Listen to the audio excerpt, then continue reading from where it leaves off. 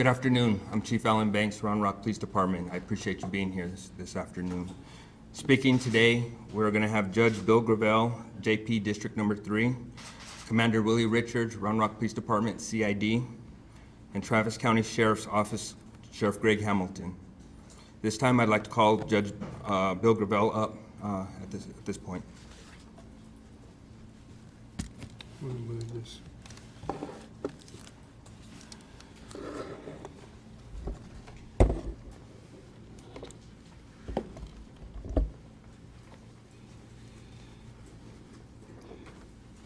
I want to acknowledge the Round Rock Police Department and their heroic efforts in this investigation. These efforts have required personal, untold man-hours, as this department has followed hundreds of leads and investigated countless people regarding what happened in the early morning on that fateful day. The Round Rock Police Department worked tirelessly to get to the truth without delay. I want to acknowledge the Texas Rangers for their assistance, their expertise, their collaboration with myself and the Round Rock Police Department for this investigation. The very best is expected daily from our Texas Rangers, and they delivered on those expectations. I am impressed every time that I have the opportunity to work with this organization. I also want to acknowledge the Sheriff of Travis County, along with the Travis County Sheriff's Office. I cannot imagine the toll that this incident has taken in the life of this law enforcement family, but their cooperation and support is greatly appreciated and will forever be remembered by this judge. As a judge, it is my responsibility to determine the cause and the manner of death. This responsibility is not something that I wish to do, however, it is something I must do in accordance with the law, with the facts, the circumstances, and the expertise and the analysis of the many professionals that are gathered here. I take this obligation very serious, and I believe it to be one of the most important parts of being a justice of the peace in the great state of Texas. Often I tell families, much like I did Craig's wife that morning, that I'm writing the last chapter of their loved one's life, and the following is the final chapter in the life of Sergeant Craig Hutchinson. After a complete review of all current evidence provided by the Round Rock Police Department, by the Texas Rangers, and by other agencies, along with the autopsy report provided to me by the Travis County Medical Examiner's Office, today I have finalized the cause of death and death certificate for Sergeant Craig Hutchinson. And my findings are as follows. The cause of death: gunshot wound through the hand into the head. Manner of death: suicide. These findings are necessary under the facts and the evidence involved in this inquest. I believe that all pertinent information has been collected and is provided and has been analyzed as it pertains to this inquest.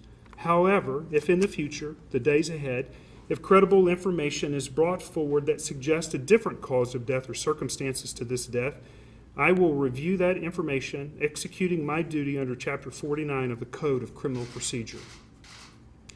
And on a personal note, as a justice of the peace, I see suicide all too often. In fact, for me, suicide is the leading manner of death that I investigate. It is heartbreaking, and it is devastating for everyone.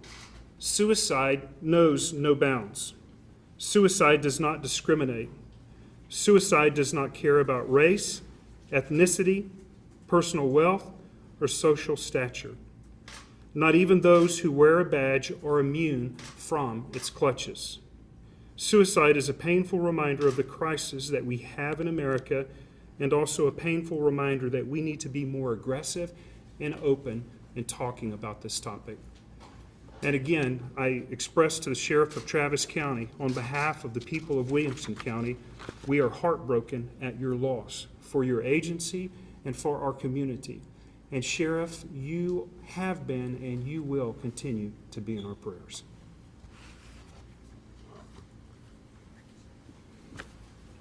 Good afternoon. My name is Willie Richards, W-I-L-L-I-E-R-I-C-H-A-R-D-S. I'm the commander of the Criminal Investigation Division at Round Rock Police Department.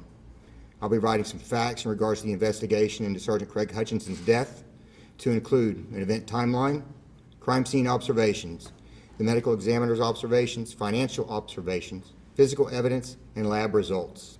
I'd like to start off with the event timeline. Craig Hutchinson arrived at his residence at 1:05 a.m. He logged off his mobile computer terminal at 1:10 a.m., with the computer being shut off at 1:11. He called Travis County Sheriff's Office dispatch over his radio at 1:22 a.m. and stated, "Start Round Rock to my 42. They've got prowlers in the backyard." His last contact with Travis County dispatch was at 1:23 a.m. when he called over the radio and said, "Two running out the backyard toward the creek." Travis County Sheriff's Office called Round Rock Police Department dispatch to ask for assistance at 1:25 a.m.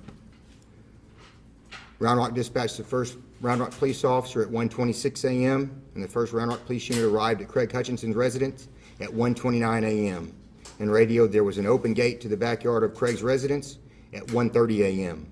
The first Travis County Sheriff's Office unit arrived at 1:32 a.m. A Round Rock police officer called Officer Down at 1:32 a.m. and requested an emergency response from Williamson County EMS. A Travis County Sheriff's officer called Officer Down with multiple gunshot wounds at the same time. Officers from both agencies began establishing a perimeter at 1:34 a.m. Immediate efforts included an extensive search for suspects, recording of all license plates with an automated license plate reader system, which collected over 3,000 license plates. Roads were closed, and we identified subjects leaving the area. Air support to assist with the search and request for additional personnel and agency assistance was asked. EMS arrived at 1:40 a.m. Craig was transported at 1:58 a.m. and arrived at St. David's Round Rock at 2:04 a.m. Craig Hutchinson was pronounced dead at 2:25 a.m. During the investigation, a witness reported that they heard a single gunshot at 1:28 a.m. and heard no voices, no sounds of physical altercation or any sounds of activity prior to the single shot. The crime scene and observations. Investigators observed what appeared to be the lock to Craig's gate, located on the ground with numerous keys attached to the lock. His radio was located next to his body, turned on. No evidence of items being taken from the shed in the rear of his home. A single shell casing was located in close proximity to his body.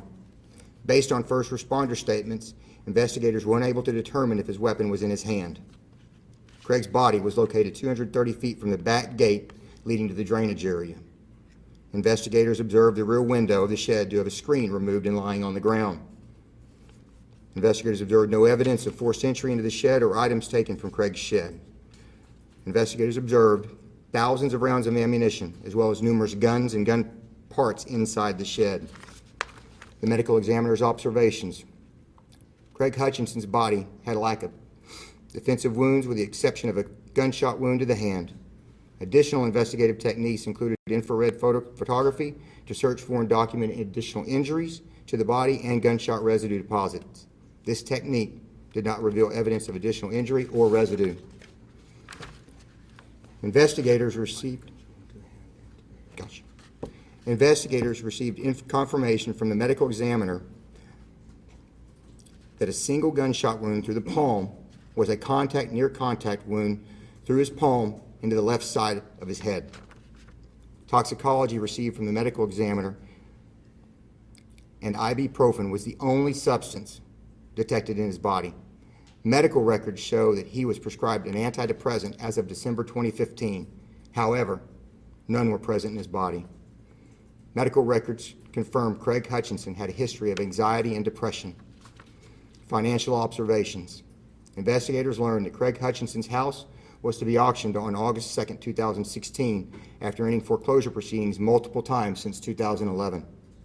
The first appointment for foreclosure was filed in July of 2011, and additional appointments were filed in September 2012, May 2013, November 2013, January 2016, and the final one in July of 2016, for a total of 6 appointments of foreclosure.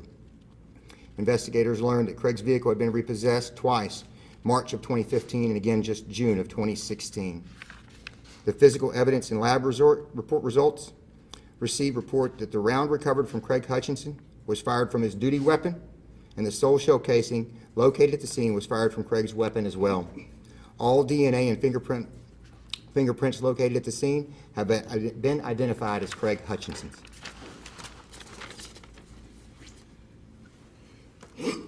I wanted to remind you as well that those of you that have complied with the open records request through our office for the ME report, if you've asked for that electronically, that will be transmitted, or the autopsy report from the medical examiner's office is now available. If you or one of your staff members will drop by our office and complete the necessary open records request.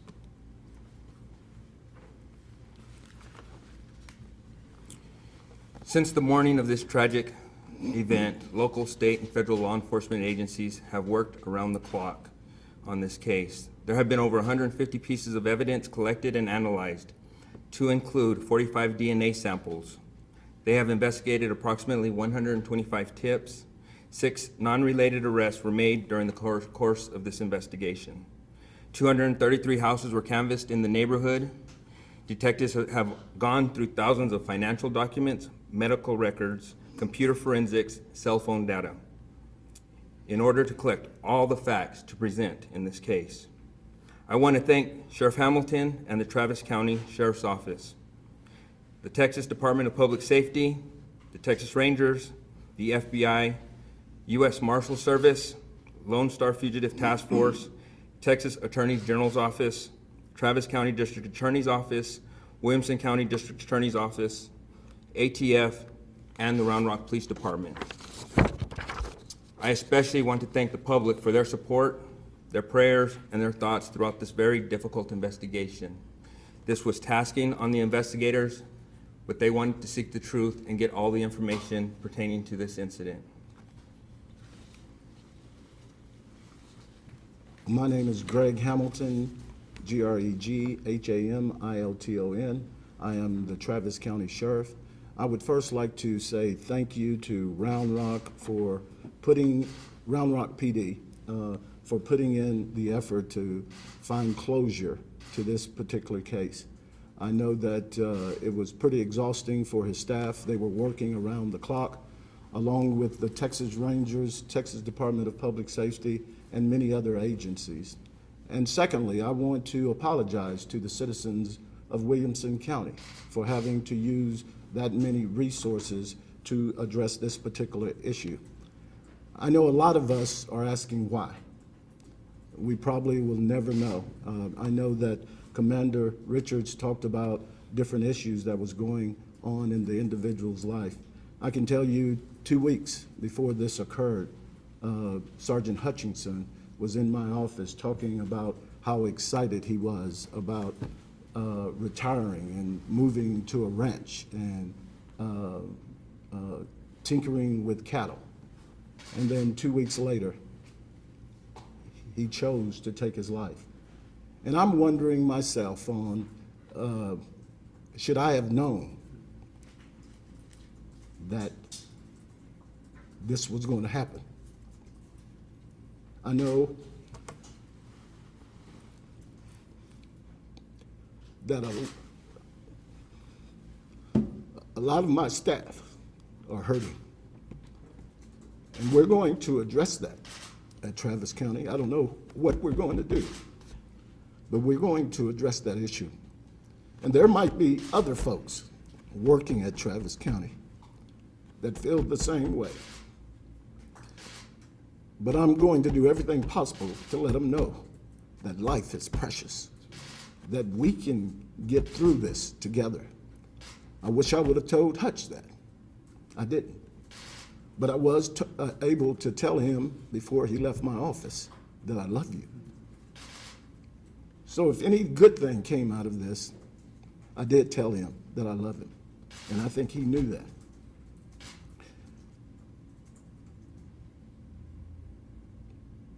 We will get through this. We will get through this. And I want to thank my command staff, my officers who have held me up when I felt like falling. They have kept me going. And I want to thank you, the media. I know that we talk about the media all the time, and not in a good way. But I know that when we called for your assistance to help us find who did this, you were there for us. So I say to each and every one of you, God bless you, and thank you for being a part of the solution. Thank you so much.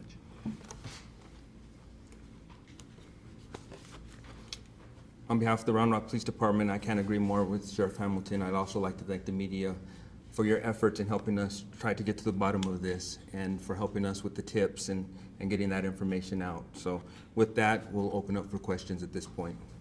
Can you tell me, when you talk about his anxiety and his depression, and it's clear the sheriff didn't know about it 2 weeks before, at what point does this medical history come to light, and can you elaborate any more on it in terms of when it was first diagnosed and maybe how he dealt with it?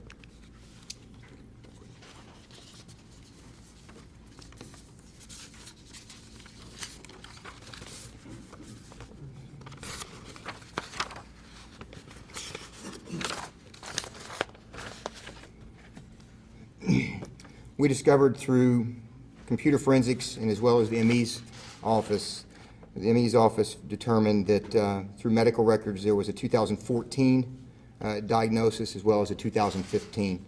There were some other pieces that we found through forensics of computers where there's some threads and posts and strands that we located indications of stress and PTSD disorders or statements of such, but I can't go further back into details to how far it was. Now, I did a story talking about when y'all came out and said that the bullet came from his own gun. And I looked into the numbers. Officers killed in the course of duty by someone who got control of their gun, and officers who committed suicide. And it looked like suicide was a bigger issue, that it was sort of a PTSD and stress piling on each other. Any signs that that's what the diagnosis was? I would be speculating. Nothing in the medical records that we have at this point would indicate that was present. Can you clarify at which point in the investigation it was determined to be a suicide for the manner of death? There were some pieces that came together around August 8th that helped put all the parts together for some conclusiveness. With the initial plea for asking for information for suspects, was there any physical evidence to indicate that there was somebody else in that yard? What led you to believe that there was a suspect or possibly more that the community needed to provide information about? So based on the information and Craig Hutchinson's call on the radio is what we continue to work on with the strands in the course of the investigation, chasing multiple different veins in this. And we continue to stay focused broadly versus narrowly in the investigation. And I guess what you're asking is at what point in time, and it wasn't until we received some final pieces of information that came in on August 8th. Not to be crass, and so I hope it is not taken this way, does a finding of suicide change the amount that his family will receive? I'm not a financial investigator as far as what that goes to and what those things happened with law insurance. Are you looking into why he called in to put himself back on duty? We're still continuing with our investigation. And not to be crass as well, but could y'all not immediately tell suicide? No, ma'am. Whenever you say he was shot in the hand, how does that work? I mean, shot in the hand and then shot, where did that bullet go to be the fatal? Okay. So based on the information that we received, there was a couple of things that through the investigation we learned. First off, when one of the first responders called out, it was called out as a multiple gunshot wounds. The medical examiner does a forensic investigation on the wounds itself, and it was determined that it was a single shot to the palm of the hand that then entered into the head at that point. And so what they do is they do additional testing to see the proximity of where the gun would be in regards to when it was fired. And it was determined that it was within close or near proximity of the hand and the head. What becomes of the reward money that was issued for information on the suspect? That I don't have the information on. Not to be gross or disrespectful, but through the hand. Left side of the forehead. Left hand, left side of forehead, correct. And as Judge Gravell had mentioned earlier that the medical examiner's report will be available through the public information request as well. That will have all that on there as well. Do you have an estimate of how many man-hours? We are actually trying to put that together now. And Sheriff, I know you apologize to the residents for taking away from them manpower, time, any comment on that besides your apology? No. Let me say, with all due respect, Sheriff, you do not owe the people of Williamson County an apology. You do not owe the citizens of Round Rock an apology. This is what our officers have been commissioned and asked to do every day of their life. And what this chief and his department in conjunction with the Rangers did was really quite amazing. But Sheriff, we would do this every day of our life in Williamson County until we have evidence that leads us in a different direction. And it is my hope and prayer that if it were converse in Travis County, I would have the same expectations from you. I believe that the people of Williamson County, all of our law enforcement agencies that participated, did an amazing job at the right time when they were called upon. A family member called this spontaneous suicide. Do you know what exactly that term might mean? Yeah, it'd be speculative. I don't know. Is there any indication on how long was this planned? Were there any, in your investigation, did you find that this had been planned for some time? And I don't think there was a set plan in place. Going through the background, researching his background, there was indications, but there was nothing that was concrete that said, I'm going to commit suicide on this day. And I'll tell you, our investigators did a phenomenal job going through thousands and thousands of items to try to piece this together. And in the time that they did it was absolutely amazing. As a law enforcement, a whole slew of y'all up there, what's the mindset of that backstory, calling in prowlers? Why would someone do that? I don't think we really can answer that. I think there's one person that can answer that question, and he's not here to answer that question.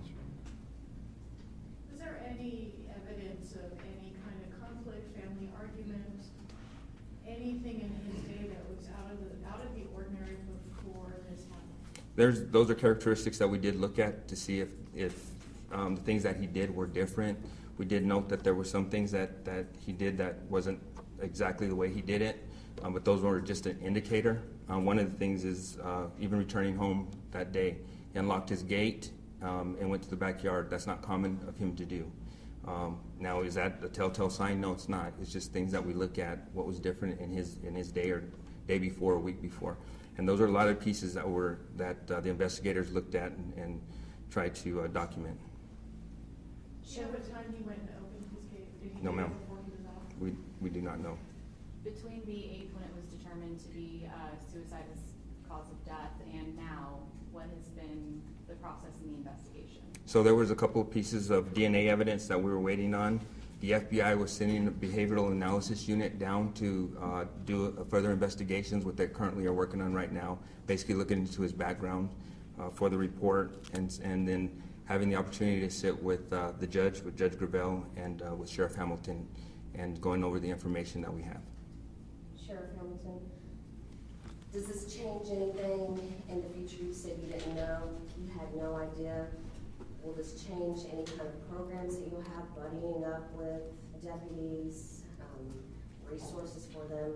Well, I can Does this tell. impact y'all's future? I can tell you that ever since we had the press conference when it was revealed that it was either homicide or self-inflicted, intentional or accidental, I've been on the internet looking at the best practices. I've got a lot of reading material. Matter of fact, one of the good things is that we have a staff psychologist that we just brought on.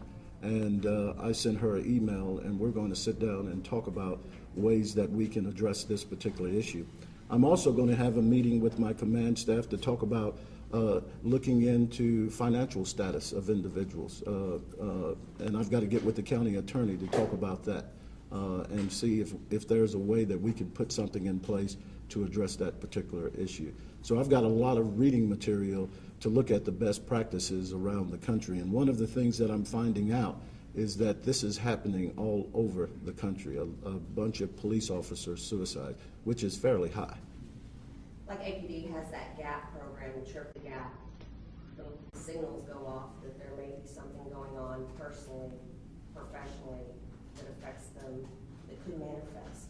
Are y'all looking into something? I'm gonna look into anything. I'll probably go overboard trying to address this particular issue, but we're going to put something in place to address it. But then again, if an individual wants to commit suicide, you can't stop them all. But we can do the best that we can, and we will put something in place. So Thanks for your question. For the community who, you know, it was believed that this was a man who was killed in the line of duty to now this information, what is your message to them for how to process this development? The only thing I can do is apologize. That's the only thing that I can do. And one of the things that I want you to understand is that this one final act that he made in his life does not minimize his career here at Travis County, not only to the deputies that he's trained and the community in which he served. Hutch, evidently he had some demons that we didn't know about. And I'm going to do everything possible to try to put something in place so that we can recognize as many people as possible to address those particular issues. So Hutch, regardless of this one act that he did, he was a great man.